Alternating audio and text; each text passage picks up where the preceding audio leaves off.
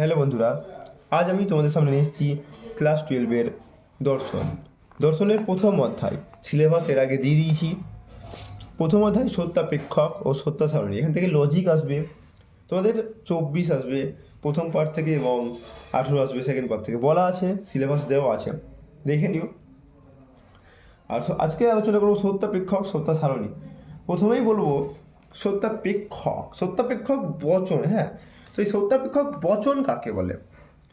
সত্যাপেক্ষক যে বচনের সত্য মূল্য তার অঙ্গ বচনের সত্য মূল্যের উপর নির্ভর করে তাকে সত্যাপেক্ষক বচন বলে। যেমন রাম আসবে এবং শ্যাম আসবে। কি? রাম আসবে এবং শ্যাম আসবে। তাহলে কি? রাম আসবে এবং শ্যাম আসবে, দুটো বচনের উপর সত্যাপেক্ষক নির্ভর করছে। এটাও সত্য, এটাও সত্য, সত্য। সেই জন্য সত্যাপেক্ষক বচন এটা। তাহলে কি? সত্যাপেক্ষক বচনের একটা উদাহরণ হচ্ছে রাম আসবে এবং শ্যাম আসবে।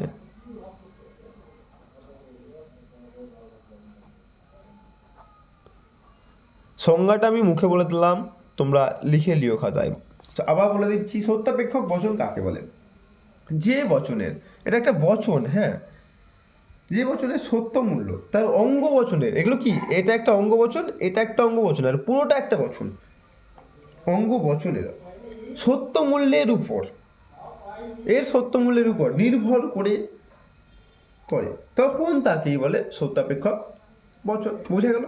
এবার আমরা আসছি এই যে সত্যাপেক্ষক বচন, এখান থেকে বচনে বা 5 প্রকার। কি কি? 5 প্রকার বচন। এক, প্রাকল্পিক বচন। এটাই তোমাদের মেন বিষয়বস্তু, এগুলোই জানতে হবে, এগুলো জানলেই হয়ে গেল। আমি বচনটা লিখছি না। প্রাকল্পিক বচন, তোমরা বচনটা লিখে নেবে।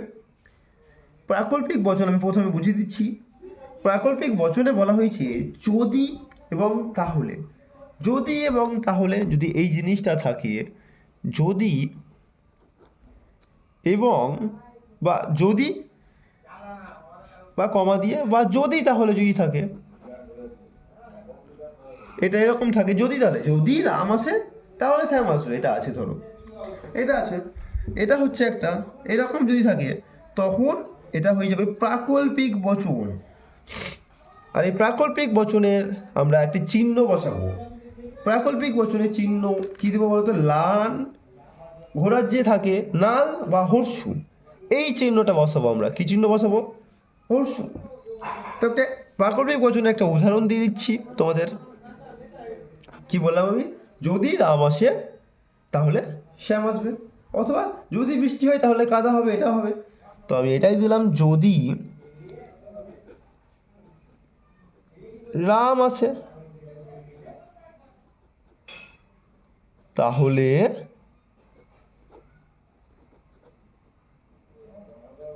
শ্যাম আসবে।